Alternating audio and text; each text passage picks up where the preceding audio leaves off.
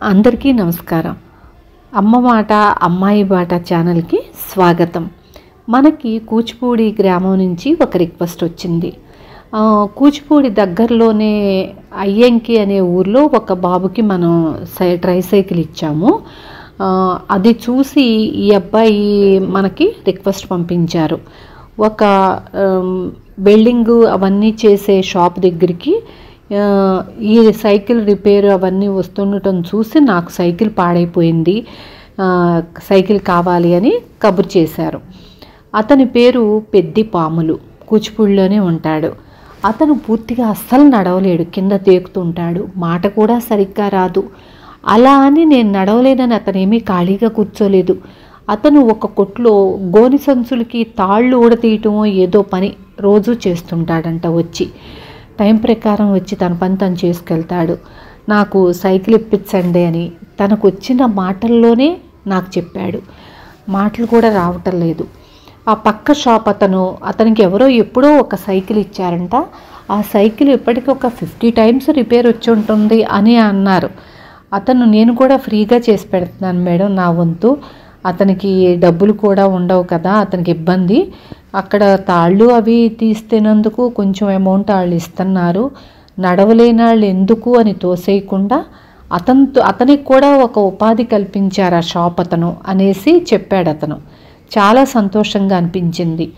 మేము నడవలేము అని వంక పెట్టుకుని ఖాళీగా కూర్చుని డబ్బులు అడుక్కోవడం ఇలా చాలామంది చేస్తున్నారు.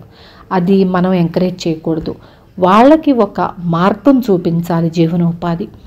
అప్పుడు మనం కూడా చెయ్యగలము అనే ఆలోచన వాళ్ళల్లో కల్పించి ముందుకు తీసుకెళ్ళాలి.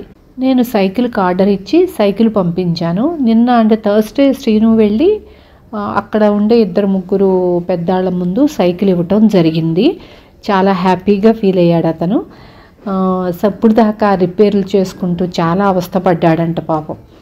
ఈ సైకిల్ ఇవ్వటానికి నేను ఎవరి దగ్గర నుంచి ఒక్క పైసా కూడా డొనేషన్ తీసుకోను కూడా. మీ అందరికీ తెలుసు. ఈ డబ్బులు ఎలా వచ్చినాయి అని అనిపించవచ్చు కొత్త వాళ్ళకి. నేను ఆన్లైన్ శారీస్ బిజినెస్ చేస్తాను, దాని మీద వచ్చిన ప్రాఫిట్తో చేస్తున్నాను. దానికి నా గ్రూప్లో ఉండే ప్రతి పిల్లలు నాకు సపోర్ట్గా ఉండాలని నా దగ్గర జాయిన్ అయ్యి నాకే ఆర్డర్స్ ఇవ్వాలి అని పట్టుదలతో నాకు తోడుగా ఉన్నారు. అమ్మ, మీరు డొనేషన్స్ తీసుకోవట్లేదు, పోనీ ఇట్టాగన్నా తీసుకుంటాము, ఇలాగన్నా మేము మీకు చెయ్యందిచ్చినట్టు అవుతామని చాలామంది పిల్లలు నాతో చెప్పారు. వాళ్ళందరి తోడు నాకు ఉండటం వల్ల నేను ఇలా చేయగలుగుతున్నాను. నెక్స్ట్ శ్రీను, ఎంత దూరమైనా నాకు ఇబ్బంది అని ఎప్పుడు ఇంతవరకు అనలేదు. అలా తను సపోర్టు, అందరి సపోర్టు వలన నేను ముందుకెళ్ళగలుగుతున్నాను. ఇది 154వ సైకిలు.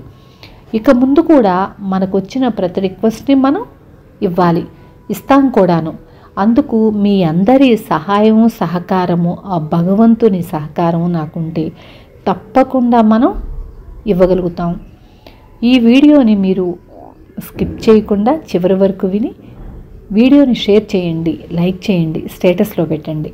దానివల్ల మనం మరొకరికి ఇవ్వగలిగే అవకాశం మనకు దొరుకుతుంది. ఉంటాను. Thank you.